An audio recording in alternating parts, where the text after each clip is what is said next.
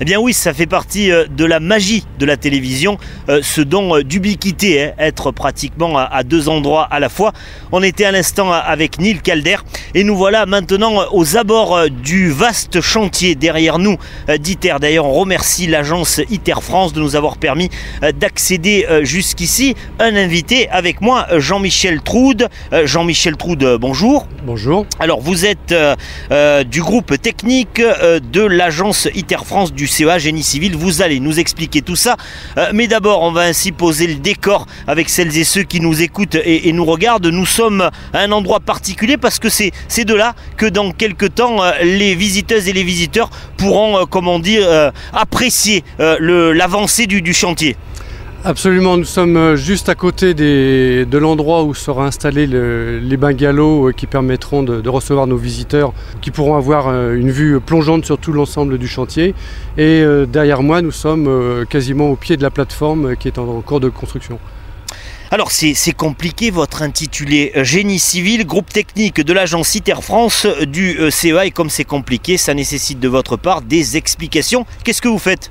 Alors c'est pas compliqué, je suis en charge de génie civil, donc concrètement pour le côté maître d'ouvrage, je suis plus particulièrement chargé de la réalisation de la plateforme donc, qui est derrière moi, de la construction de bâtiments provisoires pour recevoir le personnel d'ITER, ainsi que de bâtiments définitifs ce qu'on appelle le siège ITER.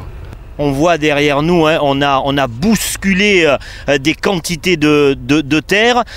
Depuis combien de temps ce chantier est-il ouvert, Jean-Michel ? Alors le chantier a commencé par les opérations de défrichement début 2007. Nous avons effectué une opération de défrichement début 2007 sur une surface d'environ 70 hectares qui s'est prolongée cette année en 2008 par un complément d'une vingtaine d'hectares. Ce sont les premières opérations qui ont été suivies d'un diagnostic archéologique réalisé par l'Institut national de recherche archéologique préventive. Et dans la foulée, la remise des terrains par l'INRAP, nous avons commencé les travaux de construction de la plateforme, de la base vie qui est sur ma gauche, et nous poursuivrons par la construction l'année prochaine des bâtiments du siège d'ITER. Alors à propos de ces fouilles archéologiques, qu'est-ce qu'on a trouvé? Vous m'avez parlé de charbonnières, de verreries. On a effectivement trouvé des vestiges de charbonnières, de fours à chaud, ainsi que des vestiges d'une construction qui a servi à la fabrication de verre. Et ça a d'ailleurs donné l'objet à une prescription de fouilles complémentaire qui a permis de mettre à jour le four de la verrerie. Bon, ça a fait l'objet d'un rapport, et actuellement en complément les fouilles ont un volet dendrochronologie qui va permettre à la remise du rapport en fin de cette année d'avoir une relation entre les courbes de croissance des arbres qui ont été abattus avec le climat de l'époque. Ça concerne environ plus d'une centaine de tranches d'arbres qui ont été demandées par l'INRAP au moment du défrichement. Jean-Michel Troude, à propos de ce qu'on a trouvé dans le cadre de ces fouilles archéologiques, qu'est-ce qu'on va en faire? On a parlé d'une charbonnière, d'une verrerie.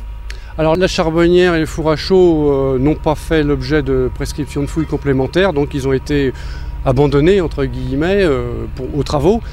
Concernant la verrerie, des fouilles ont donc été prescrites. Ça a fait l'objet de multiples relevés, photographies, et une fois que la fouille a été terminée, que toutes les informations relatives à ces vestiges ont été collectées par l'entreprise qui travaillait pour notre compte, mais dans le but de ces fouilles-là, le rapport est émis et on reçoit une lettre de libération du terrain, et nous pouvons reprendre possession de ces vestiges et effectuer les travaux. Tous les jours ici, le spectacle, entre guillemets, commence à 4 h du matin. Effectivement, là depuis un mois, les équipes du terrassement de l'entreprise Valérian sont passées en 2 équipes journalières. Il y en a une qui commence à 4 h du matin et la deuxième termine vers 22 h, 22 h 30. Ça fait combien d'hommes au travail? C'est 2 équipes d'une 50aine de personnes à peu près.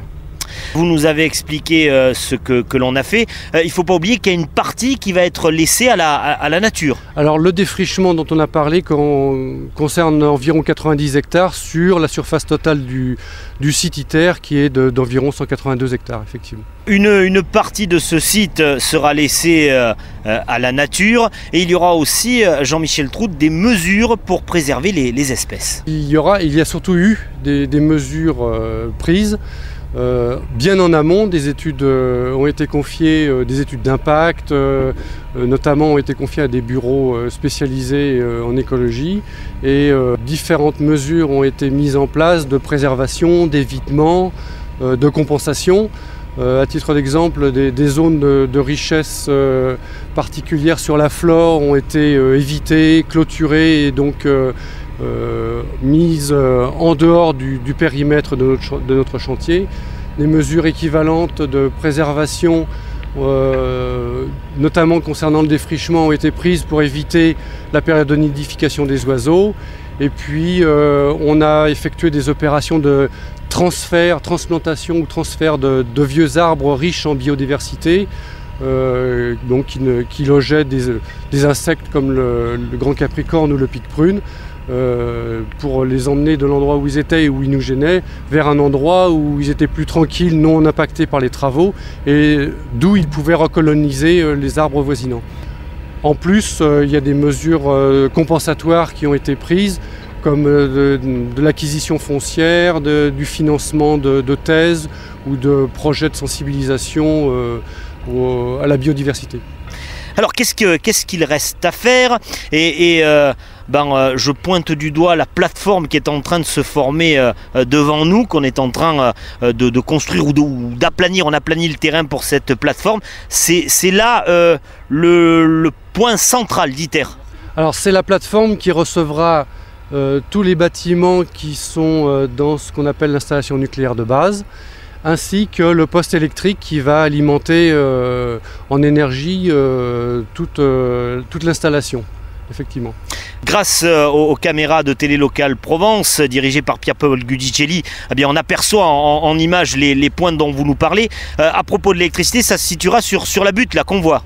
Alors l'électricité arrivera, le poste électrique se situera sur l'extrémité ouest de la plateforme, à l'endroit de cette butte-là. Une ligne de 400 000 volts va venir alimenter et la machine... Enfin, c'est ça, on est intéressé par l'endroit où va se trouver la fameuse roue de bicyclette. La machine sera implantée plutôt sur ma droite. D'accord, donc là-bas. Là-bas. Voilà, on voit toujours cela avec les images de Télé Locale Provence. Voilà. Qu'est-ce qui reste encore à faire? J'imagine que c'est la majorité des travaux. Aujourd'hui, en termes de volume, le volume total de déblais, de mouvement de terre est un peu supérieur à 2 millions de mètres cubes.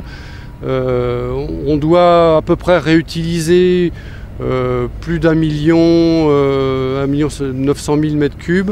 Le solde, on verra au final, mais le solde sera environ 500 ou 600 000 mètres cubes de matériaux non réutilisables qui seront mis dans un vallon ensuite revégétalisé.